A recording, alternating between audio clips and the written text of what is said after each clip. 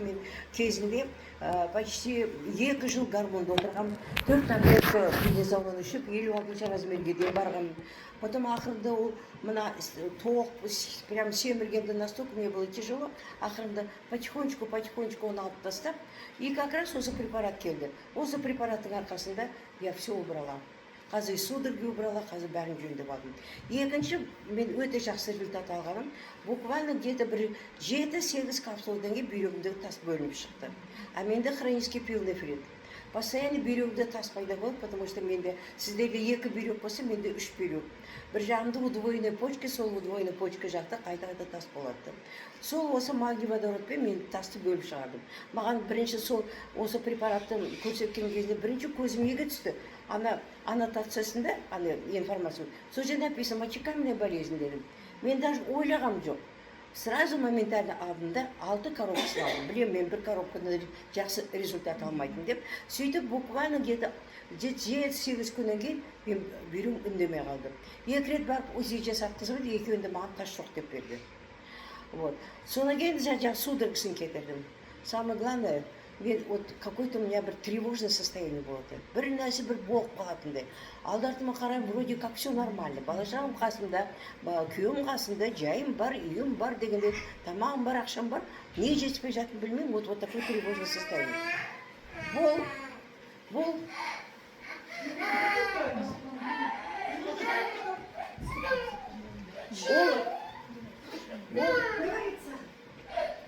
Ол невроз деп аталады, да? Это такое состояние. Он да кетірдім. Вот это тревожное состояние кетірдім. Потом кейін кезде ұйықтай алмайтын болдым. Осы магнийді ішкенде бері, қазір уже сағат уже 12 болды, даже 11 болды, көзім жұмылып кейбір кезде, даже жұмыс істейтін кезінде, особенно ақша шығаратын кезде, даже компьютердің алдында ұйықтап қалатын болдым. Прям уже сон. Потому что он успокаивает.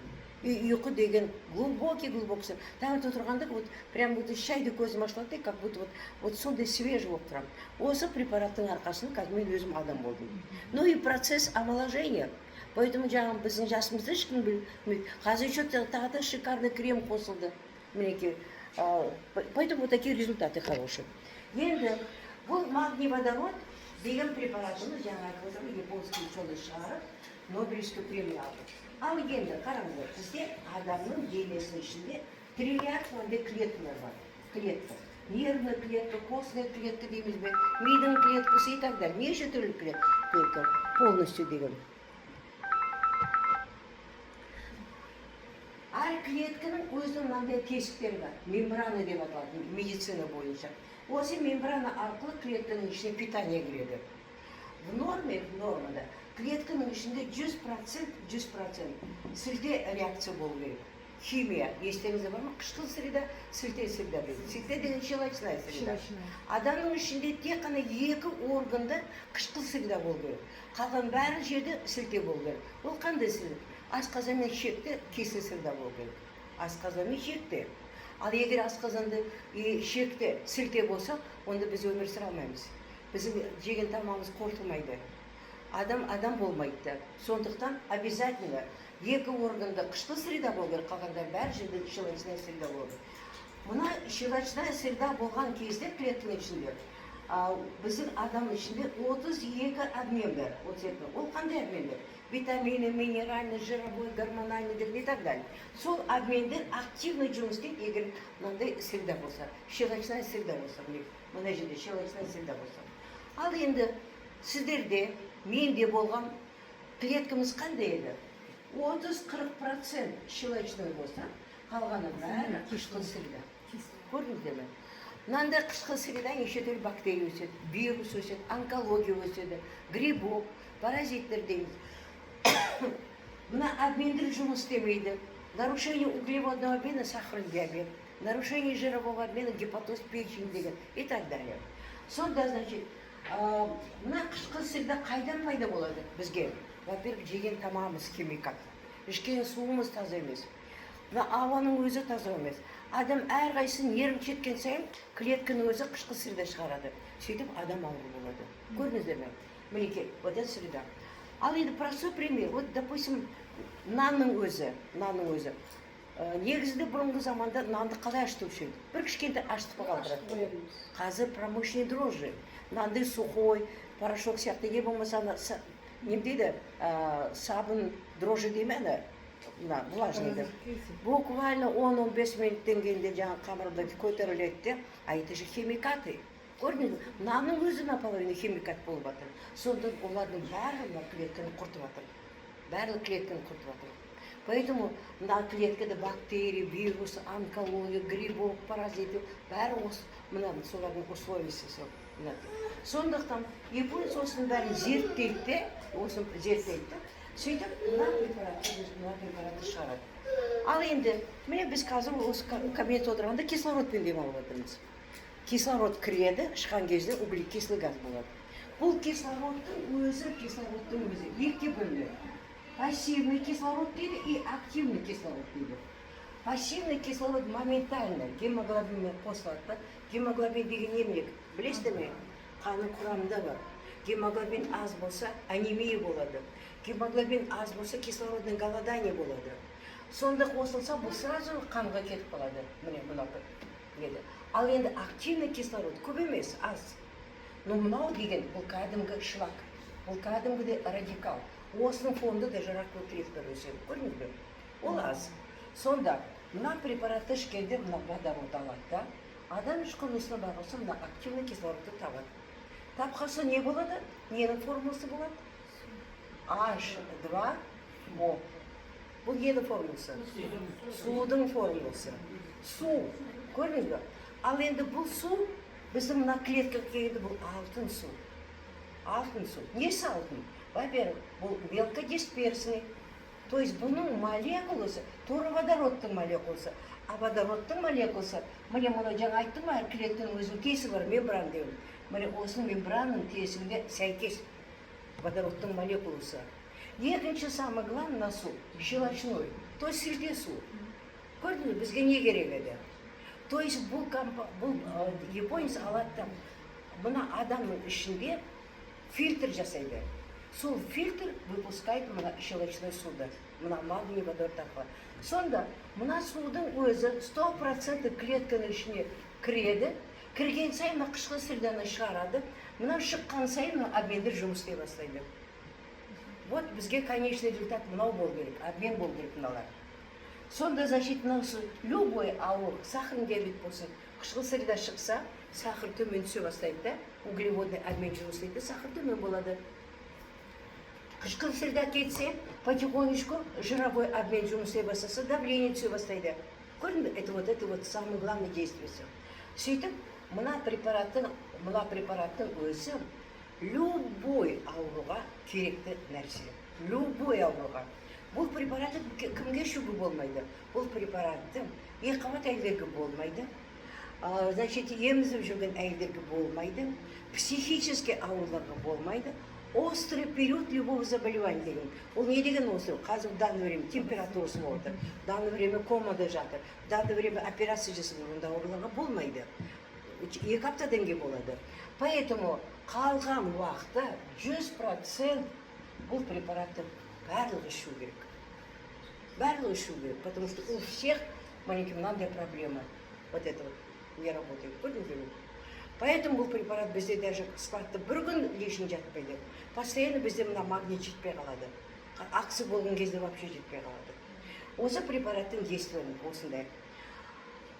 Бұл препараттың өзі қанды сұйытады, тромбтарды ажыратады, тамырды кәдімгідей нетеді, жаңағы спазм ананы болған, соларды бөліп жүреді. Тамырдың ішінде холестерин бірер алып тастайды. Қанның өзінің құрамын жөндейтін бұл препарат. Жаңа обменді емдейтін, өкпе бауырға өте жақсы көмек беретінді, аяқ қолдың қасап ауырғанында, миға жақсы, бүйрекке жақсы, өте жақсы бүйрекке көмек беретін осы препаратты. Негізінде бүйректе щелочная среда болу керек. Вот щелочная среда, хотя ана кіші дәреттің өзі кішкене шыққан кезінде қышқыл болады. А вот бүйректе щелочная среда болу керек. Соны жөндейтін осы препарат. Бұл препарат өзі өте жақсы миға. У кого нарушение памяти, депрессия, невроз, психоз деп соған да жақсы көмектеседі. Практически любой ауруға бұл препарат керек. Единственное, мен сіздерге айтам, осы препараттың жұмыс істеген тяжелый ауруға тиіспеңіздер. Бұл енді құдай емес, кәдімгідей сыпырып алып не дедім де, екі ортада ертеңде ем болмыз. Потому что менде уже екі случай болды да. Комада жатқан, гипертония высокий, больница жатыр, 200 давлениемен түскен адамға осы препараты одан сайын давлениесі көтеріп кетті, комаға түсіп қалды. Поэтому мен сіздерге айтамын, тяжелый ауруға тимеңіздер. Онымен пусть врачи занимаются. Понятно, да? Бұл магний водород. Ал енді бұл препаратты қалай ішу керек? Бұл препаратты строго после еды, тамақтан кейін 20 минуттан кейін ішесіздер. Почему именно тамақтан кейін? Вот мынау асқазан. Асқазанның артында ішек кетеді мемлекет. Асқазан аш кезінде мына соляная кислота, аш хлор шықпайды. Мына жерде қышқы среда болу керек. Аш хлор бұл соляная кислота. Кислота кәдімгі да? Ал енді біз бір кішкентай түйірінен түсі моментально асқазан уже реакция береді и уже қышқы среда шығара бастайды соляная кислотаны. Бізге мына соляная кислота не үшін керек? Жеген тамағымызды қорыту үшін мына соляная кислота керек. Сондықтан бір капсулы 20 минуттан кейін бір капсулу ішесіздер. Почему 20 минут? Почему 5 минут емес? Потому что 20 минуттан кейін максимальное количество соляной кислоты көп болады. Одан кейін уже азая бастайды. Соляная кислота бізге жейтін тамақты қорыту үшін керек. Сонда 20 минуттан кейін мынаны ішкесін, аш хлормен мына менің капсулының екеуінің арасында химический реакция болады. Мынаның ішінде кәдімгідей көпірік болады. Сол көпіріктің ішінде водород шығады. Ол магниймен қосылады. Моментально слизистый арқылы қанға сіңеді и сразу же клеткаға апарып береді на препаратты. Бұл препарат даже на шекке де баруға үлгермей қалады. Көрдіңіздер ме? Поэтому бұл препарат ішкен кезінде буквально где-то бір 30-40 грамм комнатной температуры, жылы су емес комнатной температуры ішу керек. И это самое, бір жарым сағатта тамақ ішпеу керек. Әбден қорытылып сіңгенше сіздер тамақ ішпейсіздер. Потому что оның ішінде керекті соляная кислота біздің капсула керек. А сіздер тағы да тамақ ішсеңіздер, ол кислота тамаққа алып кетеді, соляная кислота біздің препаратымыз жөнді ерімей, жөнді жұмыс істемей қалады. Егер сіздер мына магний водородты алып, ашып, суға салсаңыздар, мына жаңа капсуланы, суға салсаңыз судың ішінде ерімейді. Бұл металлизированный магний. Бұл тек қана соляная кислотаның ішінде ереді. Запомните. А то кейбіреуін суға салғасын, ойбай бұл не сұмдық, мынау кейбірі анауына деген әңгіме шыққан басында кезінде. Ішкен кезінде су көп ішпейді, Где-то 30-40. Вот я, я проглотила 30-40 грамм. Я куртадым болды, самый главный. Арғыры уже действие жасалады. Это мына препарат. Ал енді ішкен кезінде бірінші аптада бір-ақ рет ішесіздер. Почему бір рет? Почему екі рет емес? Потому что мына препараттың өзі как диагноз. Бұрынғы естен шығып кеткен аурулардың басын шығарады, кәдімгідей, и потом оның действовать ете бастайды. Сол кезде кішкене сәл может обострение болды. Біреуінің басы ауырады, біреуінің іші өтуі мүмкін, біреуінің қолы ауырады, біреуінің тізесі ауырады и так далее. Поэтому егер, допустим, біреуінің даже давлениесі көтеріп кетуі мүмкін, онда и это имейте в виду. Егер особенно мына гипертониктарға, особенно сахарный диабетпен ауырып жүрген адамдарға айту керек, өзің бұрынғы ішіп жүрген дәріңді тастама. Негізінде любой врачтың берген дәрісін тастамау керек. Бұл дополнительное. Содан кейін арқылы уже өздері біледі. Ал екінші аптада уже бір капсулды 2-3 рет уже ішуге болады. Мен басында бір рет іштім, содан кейін где-то бір аптадан кейін 2-ге көштім. Бір 3-4 ай, 2 ай 2 капсулдан, содан кейін 3 капсулға көштім.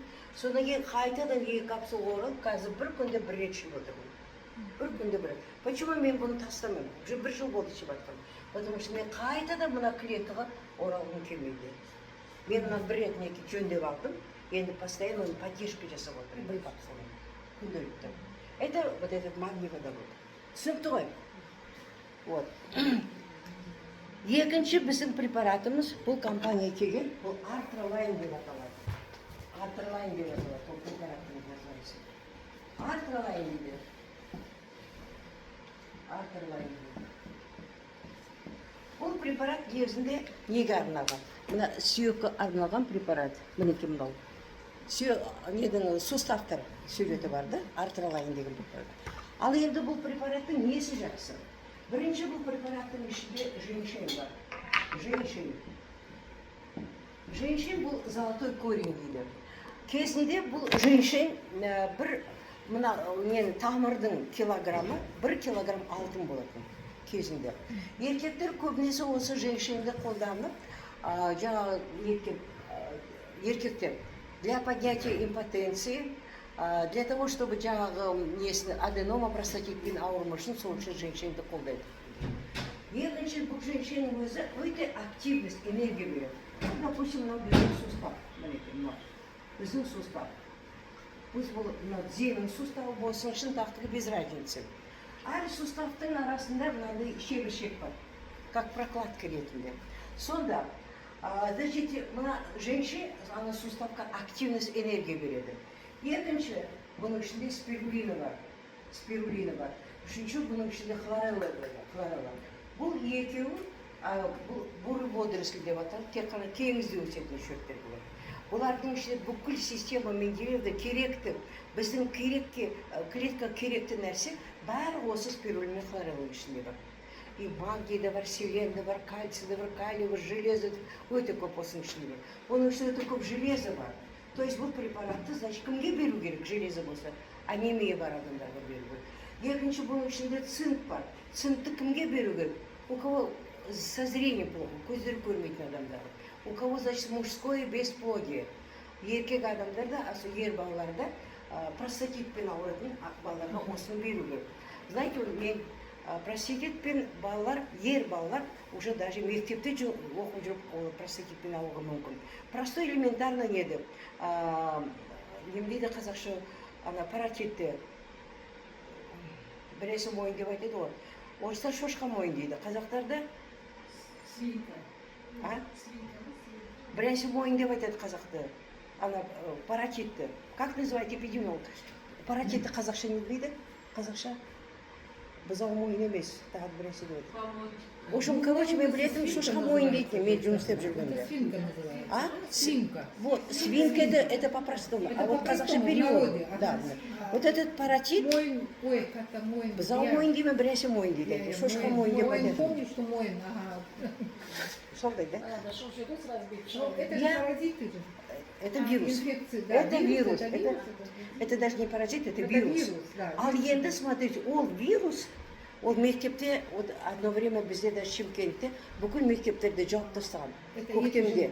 Кәдімгідей эпидемия болған. Ал соның ішінде, егер қыздар ауырса, осложнение болмайды. А ер балалар ауырса, простатит болады. Көрдіңіз бе? Мектепте кішкене